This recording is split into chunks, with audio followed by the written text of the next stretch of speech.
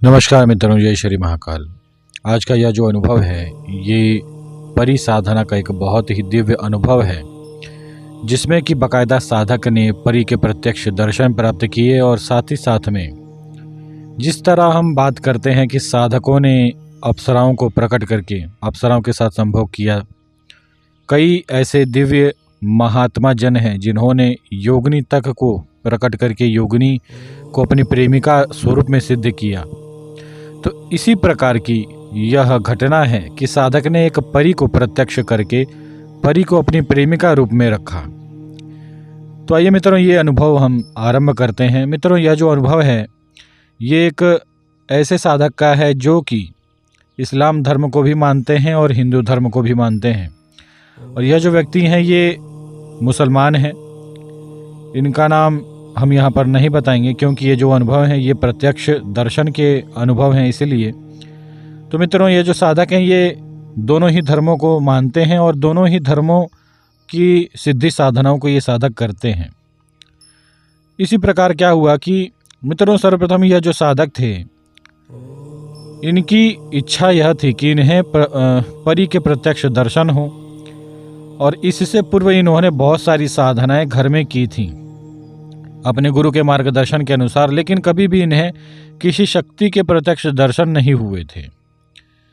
तो ये साधक गए अपने गुरु के पास। वहाँ पर जाकर इन्होंने अपने गुरु से पूर्ण तांत्रिक साधना प्राप्त की परी की कि आखिर किस प्रकार से शमशान में जाकर साधक साधना कर सकता है परी की। तो इनके गुरु के बताए गए नियमों के अनुसार ये साधक जो है वो इस्लाम धर्म के कब्रिस्तान में गए और वहाँ पर इन्होंने एक कब्र देखी जो कि एक औरत की थी, और बाकायदा इन्होंने पूरी जानकारी निकाली थी कि वो औरत कौन थी, कैसी थी। तो इसमें ऐसा होता है कि नेक और पाक जो औरत होती है इस्लाम धर्म की, उसके कब्र के ऊपर बैठकर आपको साधना करनी होती है। तो इसी नियम के अनुसार साधक ने सर्वप्रथम तो उसके कब्र के ऊपर आसन बिछाया और वहाँ पर ये बैठे। बाकायदा इन्होंने जब अपनी तांत्रिक साधना आरंभ की, इसमें कुछ गुप्त इस्लामिक मंत्र होते थे, उसका साधक ने जब आरंभ किया तो सर्वप्रथम पहला ही अनुभव यह हुआ कि साधक को चारों तरफ जितने भी कब्र थे ये एक प्रकार का, आप इसे कह सकते हैं कि माया जाल ऐसा बिछ गया साधक के सामने कि साधक को दिखता था कि सारी की सारी कब्रों में से जो आधे सड़े हुए इंसान हैं वो बाहर निकले, और बाकायदा जैसे एक व्यक्ति सोकर उठता है उसी प्रकार से सारी की सारी कब्रें खुल गईं और सारी की सारी जो लाशें थीं मनुष्यों की वो सारी जिंदा हो गईं उस समय।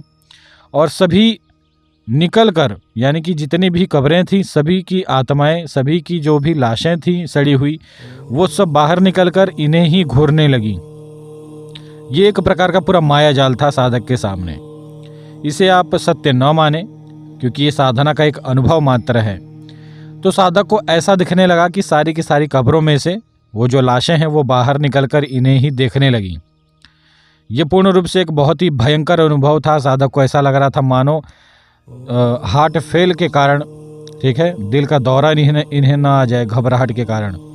तो ये एक ऐसा पहला ही जो अनुभव है वो इस प्रकार का भयंकर अनुभव हुआ, क्योंकि आप इसे शव साधना भी कह सकते हैं, क्योंकि ये डायरेक्ट एक मरी हुई लाश के ऊपर बैठकर ही तो साधना कर रहे थे, बस केवल बीच में मिट्टी थी। इसी कारण इस प्रकार के भयंकर अनुभव हुए साधक को। और फिर साधक ने अपनी हिम्मत दोबारा से जुटाई। साधक ने दोबारा साधना आरंभ किया। दोबारा साधना आरंभ करने पर बहुत ही तीव्र बदबू आने लगी। कब्रिस्तान का पूरा माहौल जो था वो एक बहुत ही गंदी बदबू, जैसे कोई सड़ा हुआ मांस जल रहा हो उसी प्रकार का दुर्गंध पूरे उस शमशान में फैल चुका था। साधक को अपनी नाक दबानी पड़ी। इसी दौरान साधक क्या देखते हैं कि दूर से ही एक ऐसा शरीर, मित्रों आप सोच नहीं सकते, इन्हें ऐसा दिख रहा था मानो दूर से ही एक संपूर्ण नग्न स्त्री जिसके पूरे शरीर पर आग लगा हुआ है और उसके शरीर से चर्बी टपक रही है जमीन पर, और उसका पूरा शरीर जल रहा है और वह स्त्री दौड़ते हुए इनके पास आ रही है। ये जो भयंकर अनुभव था साधक का, इस दौरान साधक लगभग बेहोश होते होते रह गए। तो ये देखते हैं कि वो जो स्त्री है जो कि जल रही है, वो एक प्रकार से उसी स्त्री की आत्मा थी जिस स्त्री के शरीर पर बैठकर साधक साधना कर रहे थे। तो ये देखते हैं कि वो दूर से दौड़ते हुए इनके पास आती है और आते आते अचानक से ही इन्हें ऐसा लगा कि बस अब तो मैं तो गया। इन्हें ऐसा लग रहा था वो स्त्री सीधे इनके शरीर में घुस जाएगी, लेकिन इनके पास आते आते दौड़ते दौड़ते अचानक से ही वो जो स्त्री थी वो इनके पास आकर गायब हो गई।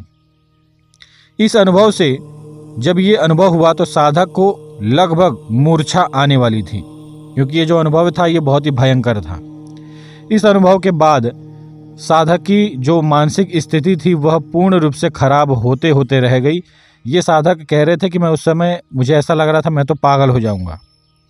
और उस समय ये अपने गुरु को गाली भी दे रहे थे कि क्योंकि ये जो साधना थी ये बहुत ही भयंकर थी और इनके गुरु ने इस प्रकार के अनुभव होंगे इसके विषय में इन्हें जानकारी नहीं दी थी। तो साधक ने फिर भी हिम्मत रखा, क्योंकि सिद्धि की जो लालसा होती है उसके लिए साधक कुछ भी करेगा। फिर साधक ने दोबारा से साधना आरंभ की। जो मंत्र जप था वो अभी पूर्ण नहीं हुआ था, तो साधक ने दोबारा से मंत्र जप करना आरंभ किया। इसके बाद क्या होता है मित्रों, जो दिव्य अनुभव होते हैं वह होना आरंभ हो गया। सर्वप्रथम तो साधक को अपना पूरा शरीर जो है वो ठंडा लगने लगा। इनका मन जो है वो अंदर से प्रसन्न होने लगा। जो कब्रिस्तान देखकर ये डर रहे थे, उस कब्रिस्तान को जब ये अब देखते हैं तो इन्हें डर नहीं लग रहा है। और साथ ही साथ में पूरे कब्रिस्तान में एक बहुत ही सुगंधित इत्र की खुशबू फैल चुकी है।